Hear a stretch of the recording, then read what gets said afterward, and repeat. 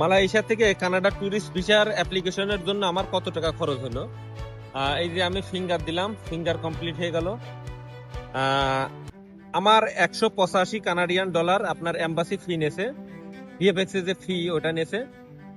আর ধরেন আমি পেনাং থাকি, পেনাং থেকে এখানে আসছি, আমার একটু খরচ কম হয়েছে। কারণ কি, আমার বসে ধরেন আছে গাড়িতে করে দিয়ে দিয়ে দিয়ে দিয়ে গেছে।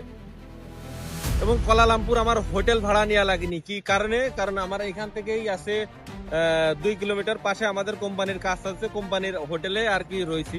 ওই খরচটা আমার লাগেনি, না লাগার কারণে আমার বেশি খরচ হয়নি। আর এখানে যে পেমেন্টটা করছি ওইটাই, এবং আমি এখান থেকে পেনাং যাব সেই খরচ। মূলত আপনার কানাডার এম্বাসি ফি 185 কানাডিয়ান ডলার।